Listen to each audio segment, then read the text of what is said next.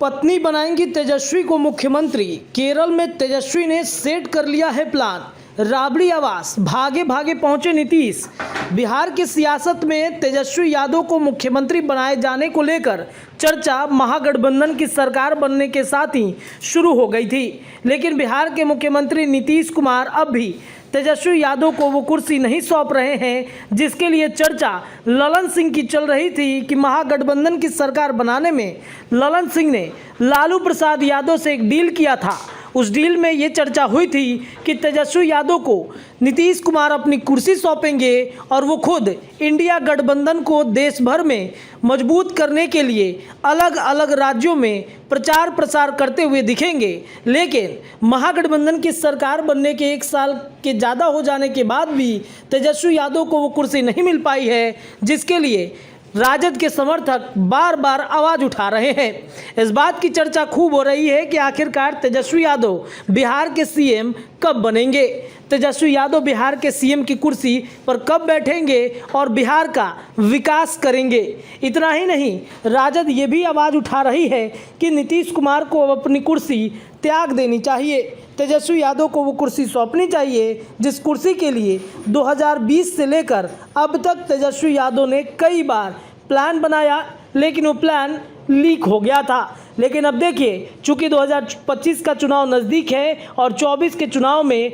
राजद को एक बड़ी मजबूती दिलानी है, इसके लिए तेजस्वी यादव महागठबंधन से इतर अलग अलग राज्यों में जाकर प्रचार प्रसार कर रहे हैं।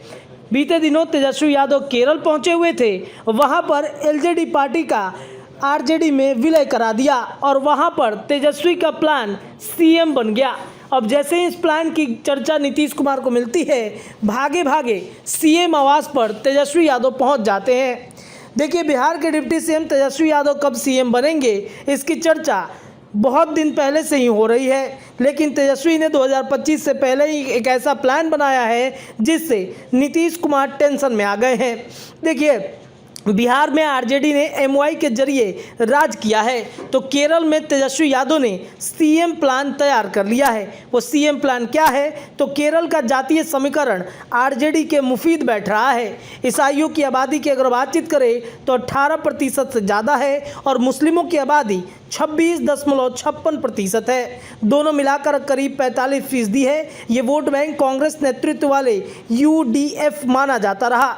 अब याद कीजिए, तेजस्वी यादव की पत्नी राजश्री, जो पहले रेचल थी, जो एक क्रिश्चियन समुदाय से आती हैं, और तेजस्वी यादव यादव समुदाय से। और तेजस्वी यादव एमवाई समीकरण को बिहार में किस तरीके से राजद ने अपनी मजबूती दिलाई है, वो किसी से छुपी नहीं है। अगर बातचीत करें केरल की, तो क्रिश्चियन और मुस्लिम मिलाकर के 45% उनकी प्रतिशत होती है और इस 45% में तेजस्वी यादव को कहीं ना कहीं एक बड़ा फ़ायदा मिलता हुआ दिखेगा।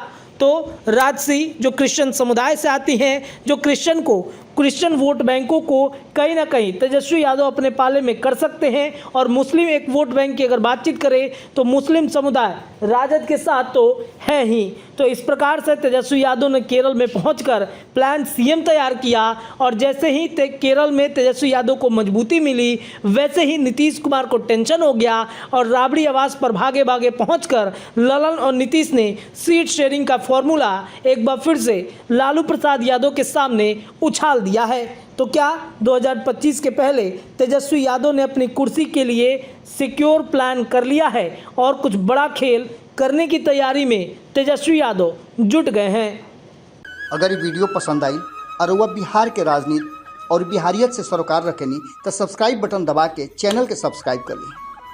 ओजे एगो घंटी बा, ओकरा बटन दबा देला से कुल सटीक और मारक खबर रुआ मुफ्त में मिल जाई।